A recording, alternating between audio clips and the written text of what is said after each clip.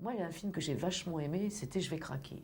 Ah, Et qui était pratiquement le premier film oui, c'est vrai. que tu faisais en dehors de l'équipe, hors de l'équipe du Splendide, avec un rôle, un premier rôle. Et quand on revoit, je l'ai revu il n'y a pas si longtemps que ça, le film. Jérôme Bon, il en a fait plein, parce que Christian me fait. Moi, si je veux dire, en tant que comédie, Jacouille, c'est un chef-d'œuvre. Moi, Jacouille me fait pleurer de rire. Les personnages d'hystériques, comme Christian sait les jouer, c'est un plaisir. Mais moi, j'aime bien quand il joue les gens sérieux.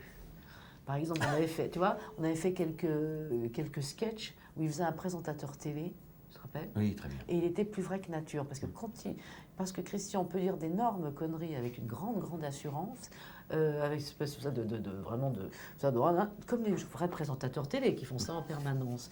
Et, et donc moi et dans La course du rat, il fait un jeune cadre dynamique et qu'il arrive plein de malheurs. Et moi je l'aime bien le voir.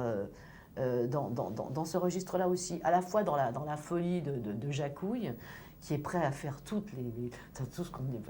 Moi, ça me pleurait, le type qui boit dans les toilettes dans des trucs. Ah, c'est un enfant, qui fait toutes les bêtises. Voilà, et c'est ça, Christian, c'est que ça va d'un enfant un peu simple, qui se projeté dans une autre époque, jusqu'à un type extrêmement sérieux, qui porterait des grosses lunettes et qui pontifierait, voilà.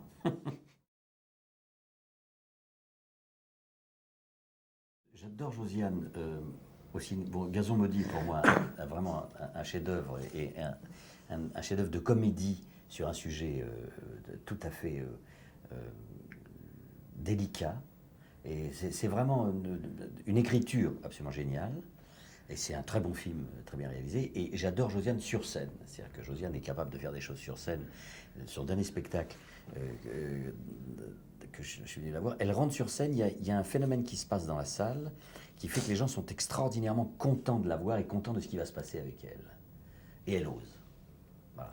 Alors il y a une nature, une générosité, et puis un talent qui fait qu'il y a plein de choses. Alors après, il y a beaucoup de films qu'elle a réalisés ou d'autres films qu'elle a fait. Mais moi, Gazon maudit, c'est un film qui, pour moi, reflète une forme de la personnalité la plus profonde je ne parle pas du sujet, hein, mais je parle du traitement du sujet.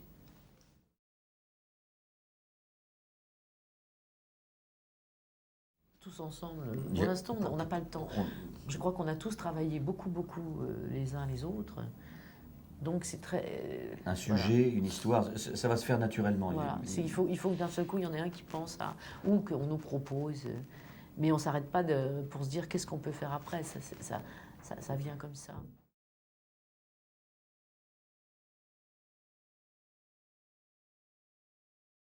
On ne sait jamais quand ça va marcher ou que ça ne va pas marcher. Donc ça fait partie du jeu, à chaque je dirais.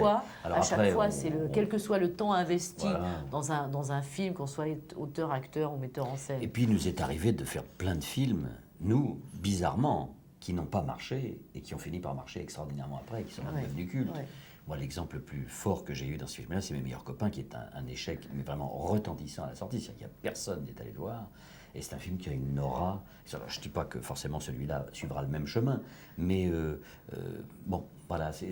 Peut-être que dans les films que nous sortons, ils sont parfois moins simples que ce qu'ils n'y paraissent. Donc parfois, ils sont tout de suite, entre guillemets, achetés, ou parfois, ils ne le sont pas. Mais on peut peut-être les découvrir après, dans leur exploitation en vidéo, à la télévision, etc.